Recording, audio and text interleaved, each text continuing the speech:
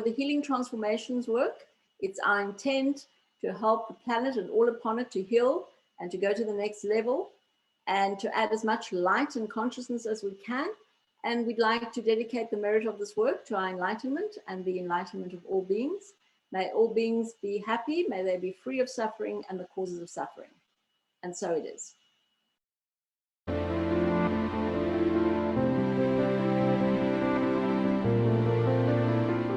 Hey everybody, this is David with Nature Reigns. I've got a guest with me today, Kiki Theo, who is a wealth expansion author and facilitator, a healer, and an alchemical intuitive. And we'll get into a little bit more about that shortly. But Kiki has helped me develop a process that I want to share with you guys, or Kiki has developed a process that I'd like to share with you. Something that I've been passionate about for several years, being in the holistic health circle and helping people with overcoming different kinds of health issues. Kiki, how are you doing? I'm very good, thank you. Thank you so much for joining me today. We can't see you all. Hello, hello, hello. Yeah. So Kiki's joining us from South Africa today, my old home, and sitting on the beach. Yeah, Cape Town, South Africa, enjoying the almost warm weather there, getting warmer. Kiki, so what I want to talk about today is something that's has been very important to me. And, you know, I've seen people over the years who have had some health conditions, and they, you know, change their diet, start exercising, take some of our products, and they're able to overcome these health conditions. And then a couple of years later, the same health condition comes back, almost usually in the same location. For instance, I've had one customer who had a brain tumor and, you know, was able to get rid of it. And 5 years later, the same tumor came back in the same place. And I started thinking about what some of the other causes could be for these ailments that you know, people are able to overcome and then they come back. And I started looking into cellular memories and how people store negative emotions in cellular memories. And if you don't deal with that emotion, if you're not able to process that emotion in a healthy way, then you know, it's always going to come back. And you know, we found that it can even be hereditary, and you can pass these things down through the family line. And I believe a lot of ailments that are labeled as hereditary aren't necessarily you know, a predisposition to diabetes or something like that, but it's actually cellular memories that are passed down through the generations. I've been working with you on a personal basis for almost a year now, actually over a year. I think it was July or August of 2020 we started working together. And I've read some of your other books and done some of your other processing and had some amazing clarity and benefits in my personal life. So when we first spoke about this, and I told you that I was looking at working with a psychologist or something, you know, to come up with this process, it just seemed like a really good fit for you to do it. So can you tell us a little bit about the process and where it comes from? Okay, so basically what I've created is the Healing Transformations for Health. And this is basically transformational energy work that I use in the wealth arena, but this is specifically now in the health arena. So all my work works in bridging the ordinary and non-ordinary reality. So that's quite important, that we're working with the underpinning understanding that everything is energy. And so, yes, as you said, there are beliefs, attitudes, and so on, predispositions, patterns that underpin a person's ordinary, let's say, conscious, normal, day-to-day reality, and they impact on one's world. And now you can talk about it, you can even understand it, but unless you clear it on an energetic level, the thing doesn't really shift as well as it could. So the processing aims to address these beliefs, attitudes, connections. These are the three things. So what I've done is seven processes. So first of all, there's obviously preparation, teaching you how to work with image and so on. Then there are 3 clearing and releasing processes. I'm trying to read them here. There's the transforming beliefs around health and healing, clearing obstacles to health and healing, and releasing non-beneficial connections.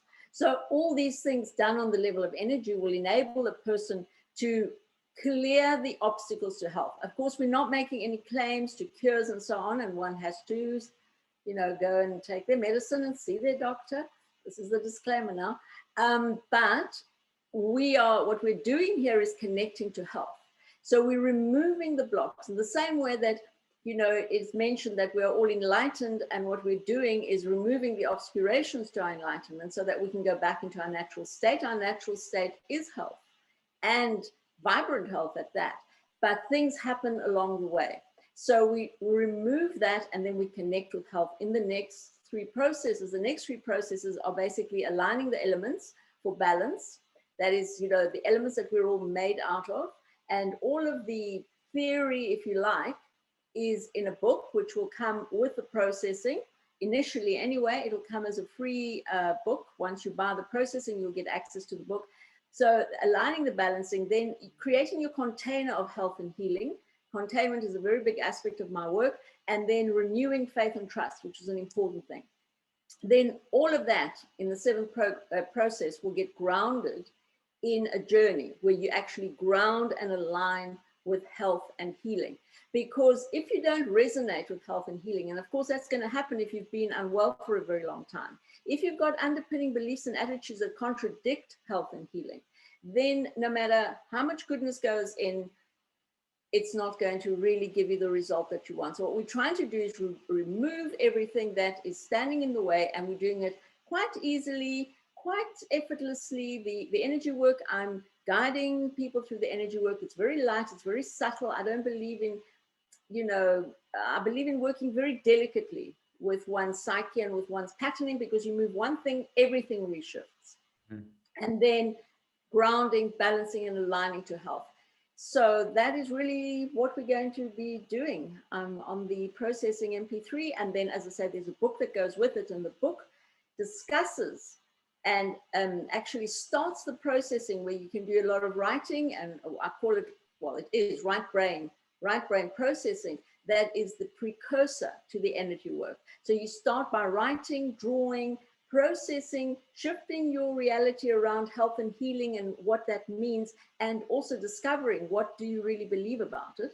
And then following that, of course, the two can also be done separately. It's not like you have to have the one or the other, but it helps for the two together. It is a process. It's not like an overnight miraculous cure, but in terms of how long conditions go on for, and the same thing, in the wealth expansion journey, which is where I normally have been working for the last 15 years.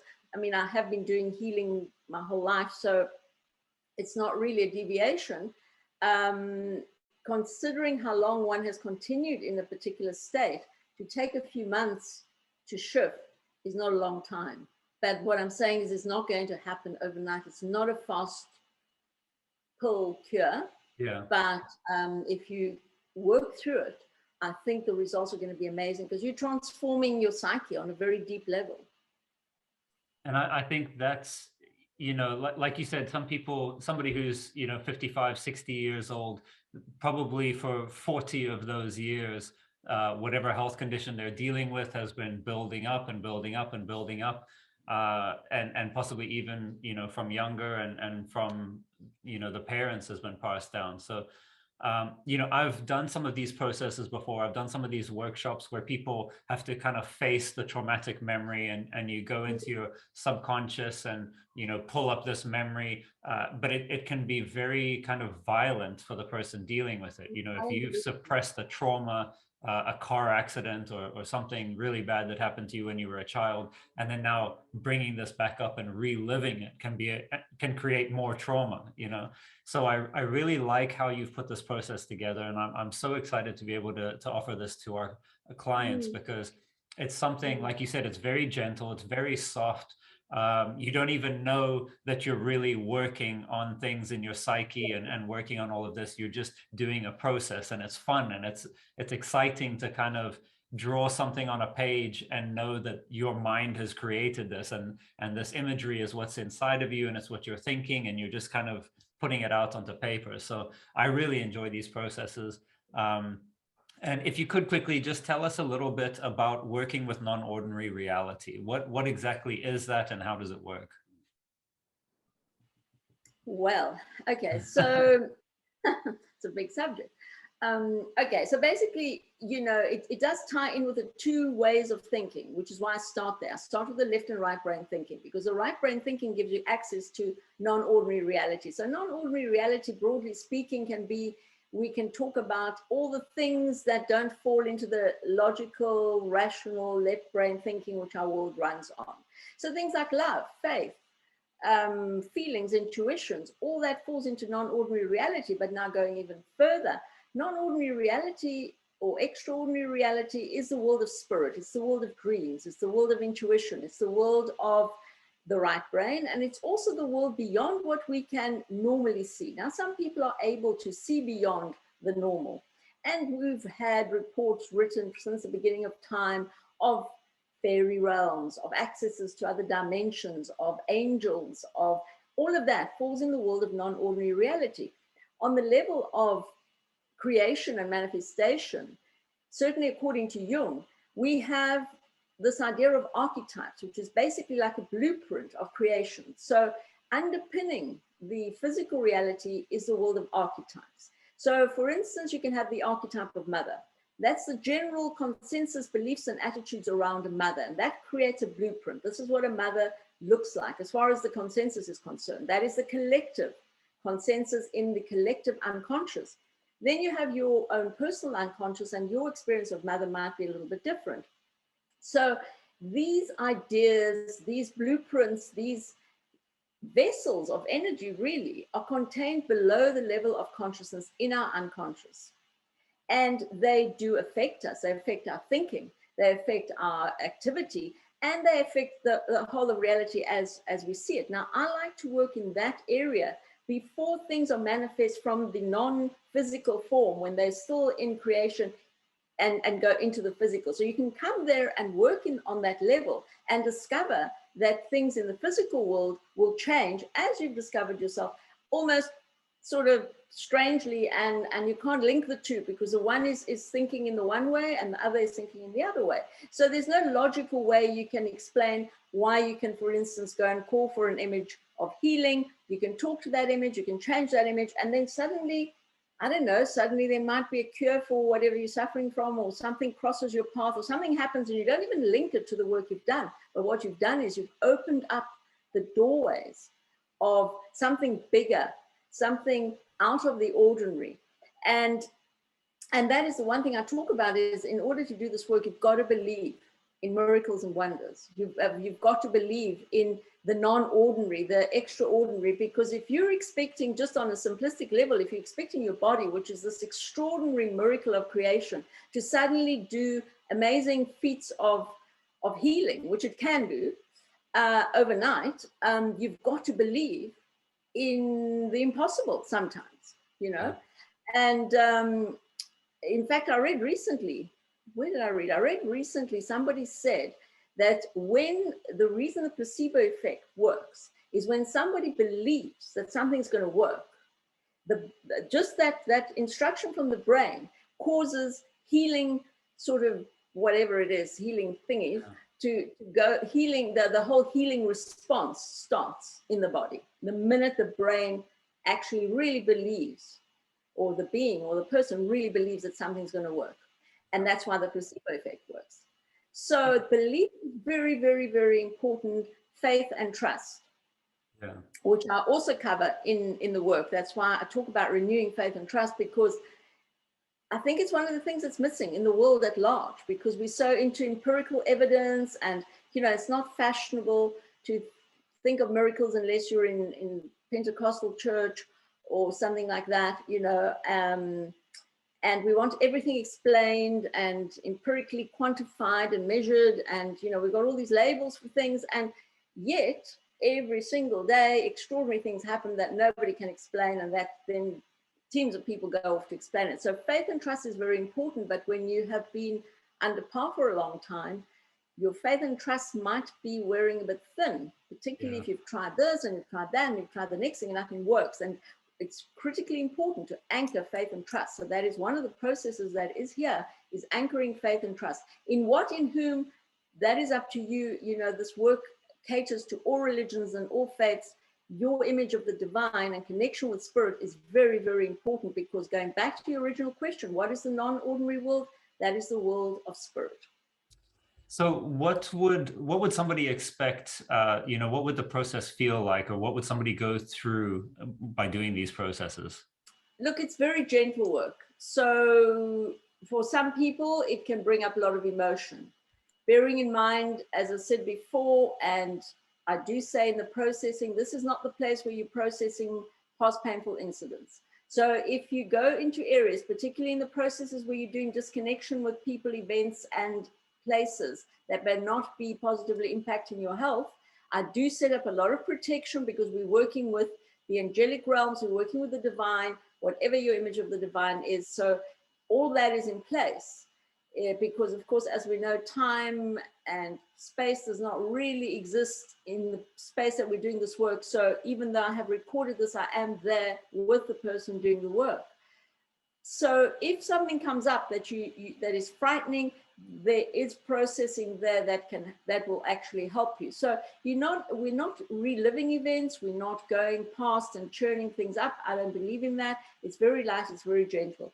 In the clearing processes, you can expect to feel a great sense of aha, a great sense of wow, that's amazing. You can also feel a great sense of relief and release. Obviously, it can make you tired. So the way it's set up is that you have enough space after the process to relax. The processes that are building and strengthening are going to make you, for example, the balancing of the elements can make you feel very good, very grounded, very positive. This is a process that you can do every single day if you like. I do give you very, very clear instructions. Nothing can go wrong if you follow the instructions. Do it in the sequence, because what I'm really asking people to do is to do each of the three processes 3 times. The magic of 3. So you work through the first process, which is transforming beliefs around health. And then if you find that you feel that you need to do some more, you do it again. And you might decide to do that 2 or 3 times. Then you go on to the next one, clearing obstacles to health and healing. Again, if you feel that you've cleared enough for the moment, remembering that everything is for the moment, it works in layers. You go deeper and deeper each time you do it. That's fine. Then you do the third one, which is disconnecting and releasing non-beneficial connections. Once you've done those 3, I'd like a break, and then you do it again. And you do those 3 times. Because each time it will go deeper, and each time what you're ready to confront, that's the intent that we set. We're working with clear intent at all times. So we set the intent that what you're ready to release and let go of is what will arise. So we don't go looking for things. We don't go and I make this quite clear, particularly also in the book. We don't go looking for, oh, I think this happened at that time, and I'm going to now go and find this thing and release it. We don't work like that. Things are hidden from consciousness for a reason, and we respect that. When you're ready to confront things, when you're ready to deal with things, then they will be revealed. So that is how I work, very gently, very lightly. So you can expect to feel a great sense of release, particularly with the balancing and aligning processes. A great, when you anchor faith and trust, you're going to feel really good. You're going to really feel connected. And the other one, which is creating your container for health. If you want to contain health and healing, you need a container, which is a very central theme to my work. It's in my book called Money Well, How to Contain Wealth, which is also how to contain anything else in your life. So that, and then when we do the last journey, that's going to really, really leave you shining and feeling thumbs up. So generally speaking, these processes should make you feel relieved, lighter, brighter, groovier, happier, and healthier. That's, of course, we're making no claims. We're not dealing with clearing disease here. We're building up the matrix of health. That's what we're doing. So we're not, claiming cures. We're not asking you to go off your medicine or not see your doctor. Full disclaimer on all fronts, which is contained in the work and on the website. And my website is moneyalchemy.com, which I'm sure will be put somewhere there as well.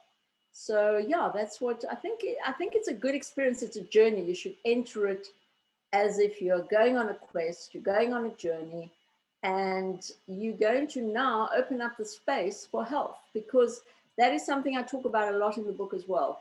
The book that goes with this MP3, well, doesn't go with it, but it's advisable to take it with it. I talk about creating a space to live in, a space of health, creating the you that is the healthy you. Because when you've lived in a space of non-health for a long enough time, it becomes very comfortable to live there, even though it's unpleasant, like anything else. And I think one of the reasons that a lot of the healing doesn't stick, so to speak, is because people are not used to living in this other space. I mean, I've used my own personal examples. You know, I lived with anxiety most of my life, from, you know, young child into my 20s. And after it had been transformed as a result of quite a lot of intensive mind training and all the rest, it's something I lived with every single day. And when it was gone for a long time, I would like look for it. You know, you sort of go through a day and it hasn't come, and you're sort of waiting for it to come. And it takes you a long time to realize that it's like gone, you know? Doesn't have to The come. same if you have chronic neck pain, or, you know, I use a lot of my own healing examples in the book. You look for it and you don't believe it, almost. Not that you want it back, but you're not used to living in this new space. I mean, what? You mean I can walk around now? I don't feel anxious. I mean, what is this? So it's that same sort of thing. So you have to spend some considerable time creating a new space to live in, a new healthy space to live in, and decide, what does that actually mean? You know, what does it mean? What does it feel like? And you have to start by making believe, so to speak, in the first instance, because you haven't lived there. You know, some people haven't lived there for years and years and years. And it's very scary leaving the old place. No matter how freaky the old place may be, no matter how uncomfortable, it's the known. So that is also another important factor to remember. So that's why I say enter it like a journey, like a quest, like a new journey. It is a new journey. Absolutely. Or a new you, really. And I think, you know, what you said when you were talking about the disclaimer, it's something that we say all the time as well with our products. And I think this this process fits in so well with our products, because we're not, you know, none of our products were designed to overcome an ailment. They were all designed to create an environment in the body where healing can take place, or where your body can do what it's naturally supposed to do. And I think this process is much along the same lines. It's not going to cure you of cancer. It's not going to get rid of your diabetes. It's not going to, you know, fix any ailments, but it helps create an environment of health in your mind, where your mind feels healthy and your mind starts becoming used to being healthy. And that creates an environment in your whole body where health can reside, where health can grow. And it works so well with everything that we're doing as well. That's why I was so excited to be able to offer this to our customers, because creating an environment of health, you know, and I love this process in conjunction with our products, because we're affecting the physical and we're affecting the emotional. So you know, it's my personal opinion is that you can't just take something to make your body stronger. You know, I've seen people who, you know, I've seen somebody who smokes a pack of cigarettes every day and is 75 years old, and they've smoked a pack of cigarettes for, you know, 60 years or 40 years, 50 years. Yet they're the epitome of health. They're as strong as an ox. They eat eggs and bacon every day, you know, everything that should be wrong with their body, but they're perfectly healthy. And then I've seen somebody who teaches yoga and is a vegan and all of the things that you're supposed to do, but they're sick. They have cancer or they have something like this. And the only thing that I've been able to determine as the difference between those people is their state of mind.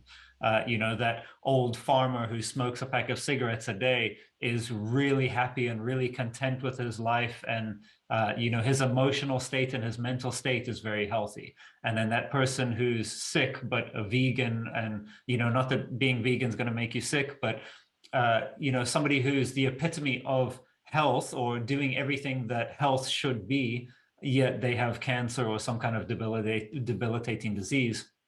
I think that ties back to, you know, your state of mind. So when you can create a state of health in your mind, then it's much easier for your body to fall into suit.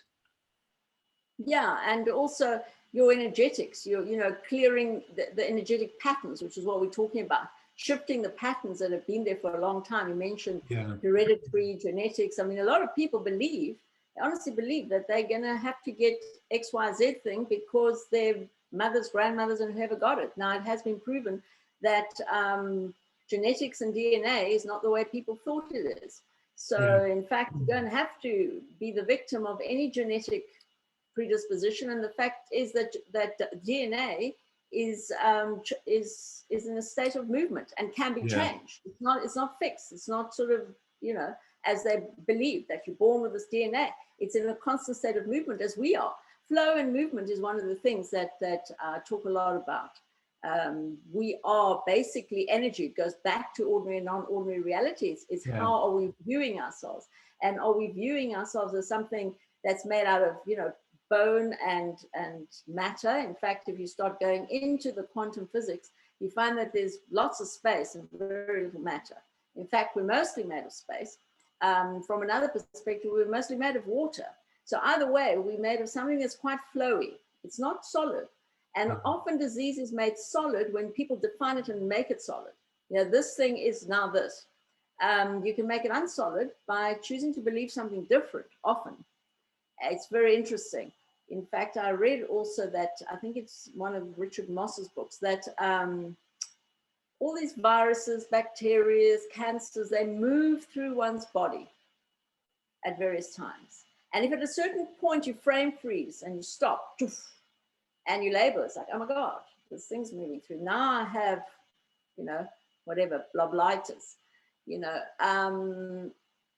if you let it move through, often it'll just move through. And I have experienced that in my own life with conditions. And my husband is the master of that. He believes anything that's happening is the result of something moving through, energy moving through, something transforming.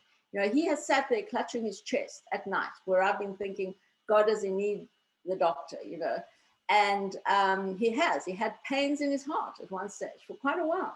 And they moved through it. And he was like, no, it's a release. He believes everything's a release. It's an emotional release. It's a release. It's an energetic release going through the body.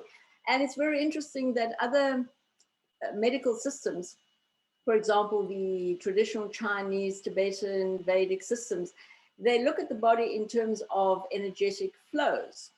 And in terms of just to keep it very simple, I go into that in the book as well.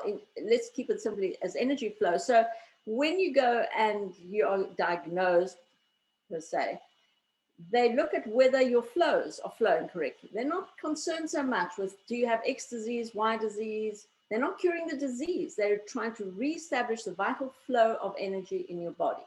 That's it. It's actually quite an amazing thing if you think about it. You think about how, on the one hand, we have a diagnosis of disease and give it a name, then give it a drug, give it a cure, give it a treatment. And on the other hand, it's like disease parked somewhere there. It's like, how is your body flowing? How is your energy flowing? We are electromagnetic. We're made of energy. We're made of light, actually. So that sort of background, which I go into in the book, is very important to try and shift one's fundamental approach to a health condition. Yeah. Because often these conditions don't stick because people refuse to believe in them. Yeah. And it's so funny. It's the world over. I've been in Peru with some traditional Peruvian shamans, and they also always speak about a blockage. They don't say you have liver cancer or something like that. They say you have a blockage in your liver or a blockage in your kidneys.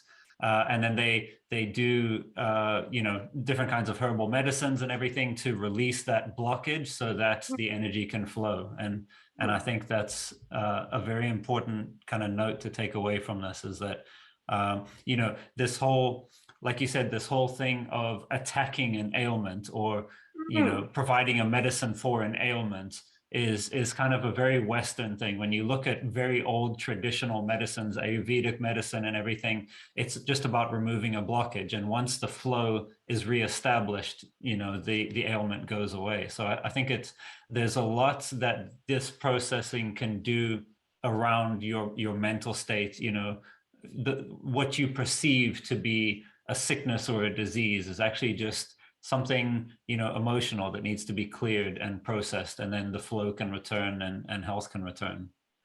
Yeah, absolutely. Yeah, and the elements, you know, we are made.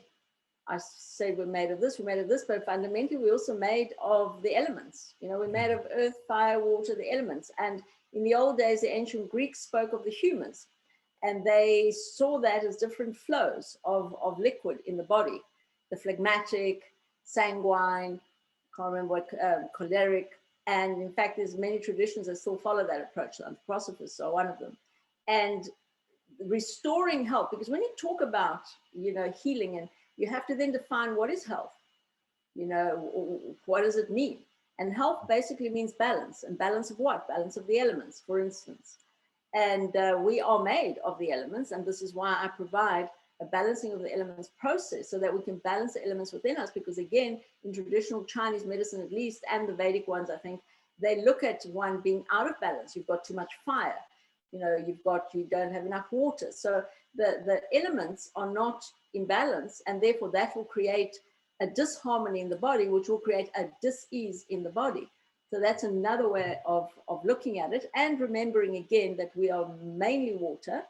And certainly according to that book, The Body's Many Cries for Water, written by a man whose name I can't pronounce, is Iranian, Dr. something unpronounceable. I've mentioned that in the book. Most or many degenerative diseases are the result of nothing more than chronic dehydration. Beginning, end of chat. And I believe in the small details. So I do believe that sometimes something very small, like perhaps you're dehydrated, can create amazing results, you know. And you might not think it. You know, you might be sitting there really in some condition, and perhaps really you need water, you know. And on that subject, I'm going to drink some. Awesome. Well, Kiki, thank you so much for joining me today. I really appreciate it. It's been an absolute honor, and I'm really looking forward to getting this out to our customers and seeing what the reaction is and how people are benefiting from it. Yeah, I'm looking forward to getting some feedback and some positive results. Actually, the website for this particular thing is healingtransformations.kikitheo.com. So Perfect. anybody wants to write in and so on and so forth. But you're going to do all that advertising and sending off things. So awesome. Thank you so much for joining me. We'll talk to you soon. good. Bye-bye. Bye.